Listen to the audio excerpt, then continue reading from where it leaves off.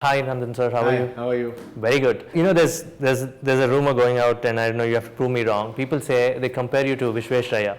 They said not in 50 years has somebody touched the lives of 1 billion people since Vishweshraya passed on in 64. Well, I think that's that's quite a huge statement. I don't think I'm anywhere in that league, and I'm a big admirer of Sri M. Vishweshraya, and I think he's done great work. But I'm nowhere in that.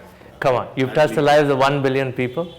Well, but I think it's, what he did in his era was phenomenal. This is just, one thing which I did. I spent, as you know, 4.5 years leading the Aadhaar project. And it was made possible because today's technology allows you to do things very differently. So I'm nowhere in that. Okay, let's start from that league itself. I mean, men of that era, he moved mountains. When you had the UID concept in mind, right, you had to move mountains. Do you want to talk a bit about Sure. that difficulty in convincing politicians and industry around you? How did you go about it? Sure. I think the UID was a project which I had written about in my book, Imagining India, in 2008. And parallelly, the government had been working on creating a UID authority, and they had got cabinet approval in 2009 January. Right. And they invited me to join and run this in July of 2009, June-July 2009. So I think it was a major challenge because I had to convince so many people. But I spent a lot of time in evangelizing the concept. I went to every state, met the CM and the chief secretary, all the bureaucrats. I met all the oil companies, the banks, the fertilizer companies, all the ministries, all the device vendors, the IT companies, you name it. So I spent almost a year just spreading the idea. Even before you constructed? No. What happened was we set up the team in July, August of 2009, and I was very ably assisted by Mr. Ram Sevak Sharma, who is the current chairman TRAI. He was at that time a Jharkhand cadre IAS officer, 78 batch. So he very sportingly said, "I'll join you on this journey." We had nothing. We didn't even have an office. Okay. So it was a startup inside the government. And I heard you had an office in Koramangala where you had a crack technology team. Yeah, we had on Outer Ring Road. Yeah. Okay, Outer Ring Road. So we deliberately kept the tech team in Bangalore for 2-3 reasons. One is we wanted them to do their work. Okay. So, and keep them away from the hurly-burly of Delhi. And second, the talent was all here. So we had to get the best talent because it's very sophisticated technology. So our administrative office was in Delhi and our tech office was in Bangalore. And so we spent the first 14 months building the platform. So though we started in July, August 2009, the actual first Aadhaar number was rolled out on September 29, 2010. Okay, and which state was that? It was in a place called Nandurbar in Maharashtra, where Mr. Prime Minister Manmohan Singh and Mrs. Sonia Gandhi both came there for that inauguration. So there were 14 months for the launch. So I used that time to do the evangelizing. Okay. So I had time because Ram Sevak was building the team and the tech guys were building the tech platform. So I had a lot of time on my hands. So I went around everywhere. And I think I spent a lot of time in convincing people and getting them on board. And you got a lot of expats from America to come back. How did you manage that? Well, again, it was through my contacts. Many of my friends from IIT, a friend of mine called Raj Mashruwala, who was with me in IIT Bombay in the 70s, he came down, he had a nice bungalow in Palo Alto. He left that and came and stayed in a small apartment on Outer Ring Road. He worked on the biometrics, and there were many others. Pramod Verma, who had worked on, is a great architect. Sanjay Jain, who had worked at Google. Vivek Raghavan, Jagdish Babu, who was at Intel. So we really had a crack team, and many of them are still supporting Aadhaar as volunteers because they're so passionate about the. So it was a proper technology platform built from ground up, right? And it had its own cloud. It had to be our own cloud because we couldn't go into a public cloud. Correct. So it was built. We built the whole infrastructure. It runs on several thousand servers. One set of servers are in Bangalore. One set are in. And it's the only living example of such a large data set globally, right? Today. Certainly by far it's the largest biometric identity database anywhere on the planet, by an order of 10 or something like that. Okay, okay. And what can we do with it? I know there were a lot of naysayers a few years ago, and I was tweeting those days saying that we should not junk it simply because this data makes a lot of sense for national security. Yeah. And Actually, for it's not from a national security point of view, it's more for empowerment. Yes. So all it does is it gives a person an ID which is unique. So when you get a 12-digit number, that nobody else gets that number, and you don't get more than one number. That's the broad thesis. And I can authenticate or verify that identity online using my biometrics. So I can use my fingerprint or iris to authenticate. Right. So there's a smartphone tomorrow which has an iris scanner. I can just look at that scanner and it will authenticate. So this authentication is a huge issue in an online world. How do you, when you go online, how do you tell the other side that you are who you are? Right? So authentication and identity are big strategic. All kudos to you. I mean, you were the first to open up the APIs to startups at that point of time, right? And that was a conscious decision. Yeah, we built it as a platform because we were inspired by the internet and GPS. If you look at internet and GPS, global positioning system, both of them were built actually by the US government. Right. But over decades, they put them out for innovation usage. And today we have a huge innovation economy around the internet and around GPS. I mean, you would not have had Google Maps or Uber without GPS. You would not have had Facebook. And you've also mentioned that in your book, Yeah. The Rise of Uber. Yeah, you would not have had Facebook and Amazon without internet. So we said if you can create a platform for the government, the value is inclusion, giving every Indian resident an identity.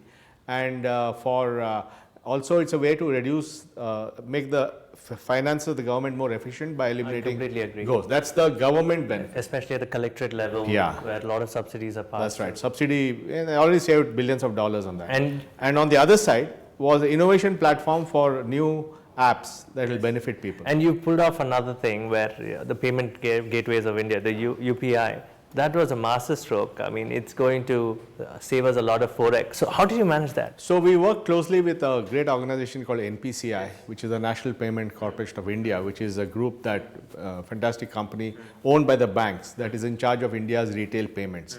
Very coincidentally, they were set up at the same time that UIDAI was set up. So we are both startups in some sense. Correct. So we worked closely together and built a host of payment platforms called Aadhaar Payment Bridge and Aadhaar Enabled Payment System, electronic KYC to open an instant bank account. And today, billions of dollars is flowing through that channel. In the last 1 or 2 years, the new thing which is being created is the UPI, Right. which stands for Unified Payment Interface. And I do that as an advisor to NPCI. I'm an honorary advisor. And that is to make mobile payments simple and easy. So That's I being can launched. transact with you just with the ID of a bank. I can just transfer Yeah, money. I can send money to your bank account number, your debit card number, your Aadhaar number, or your virtual payment address. And this actually is being launched on April 11th Okay. by Governor Raghuram Rajan in Mumbai. Fantastic. This will create a revolution on payments. So fantastic. You've done payments, you've done social services. This links very nicely to smart cities.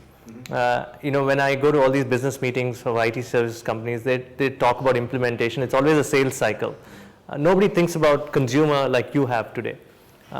What should we do in terms of smart cities? Should the government and corporate come together? It's not just putting Wi-Fi devices here and there, I bet. No, I think smart cities means different things to different people. Yes. But it's really about how do we modernize the cities, how do we make them efficient, equitable, effective, how do we, make infrastructure work. There are lots of issues in that.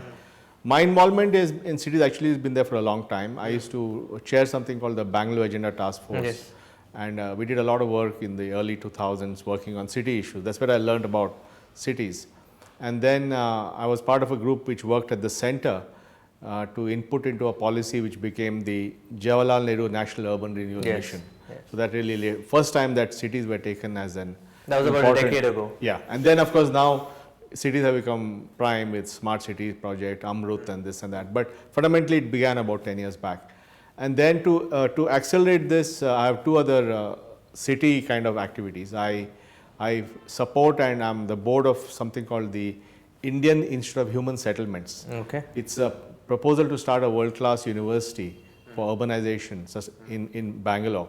It's in Sadashiv Nagar. Okay. And they're doing a lot of work on cities. They're doing policy on affordable housing, climate change adaptation, land issues.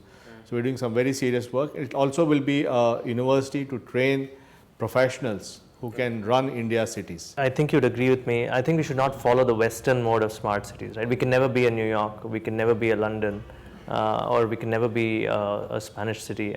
So what should we do? How should we look at it? No, I think it's a great idea. I think every area we have to look at is how do you do it in today's world, like sanitation. Is there a different way to have decentralized sludge management? Or water, is there a different way to do rainwater harvesting so that water consumption is reduced? Or traffic, is there a different way to do public infrastructure? Should we encourage more shared usage of, now technology allows shared usage. You got Uber and Ola and BlaBlaCar and all providing carpooling. Correct. So we should think of all these ways to reduce the pressure on the transportation system. Of course, you also have to build public transport, but even private transport on the roads, you can optimize using technology. The quality of startups in this country, so many of them today. Every day I do 4 interviews with startups. Wow. Are these, is it a good thing that kids are going out and doing something on their own? In your generation, when you were younger, would you have taken the same step, saying, I'll go out and do something on my own? Well, in some sense, Infosys was the first startup. Correct. And today it's, how was it? I mean, look back. Did you have to convince your? Yeah, in those days it was very not considered the done thing for professionals to do startups. And my parents said, "What are you doing?" And my uncle said, "Why don't you go abroad and stay?" and stuff like that. So that's a big change. I think when we did a startup, the social environment around us was not conducive to startups. Whereas today everybody is doing startups. So I think it's a great thing. Because I think not everyone may succeed, but the fact is some of them will succeed, some will do very well. And we need innovation and disruptive innovation. It has to be core engineering. It can't be consumer services. No, it can be consumer also. It's a blur now, what is consumer, what is core. But I think it's a great time, and I also meet a lot of startups. I help a lot of them and I invest in a few. I'm very impressed with the caliber of entrepreneurs, their desire for change, their ambition, their smartness. Very impressive young people. So is our education system catching up to them? Some of them just say, I just do it because I want to satisfy my parents, but I'm learning from the net and I can go do my own company. No, I think, when I meet a young college graduate or even somebody who's in 3rd or 4th year of engineering, I find they're much more savvy than we were at that age. I guess just the exposure they get through technology. We didn't have the internet when we grew up. So I think they know everything what's happening. And so how did you learn your Java and everything? Or you'd go out? I started working in a company called Patni Computer Systems before I co-founded Infosys under the leadership of Narayan Murthy. So that's where I learned all my programming and some little bit of programming in IIT.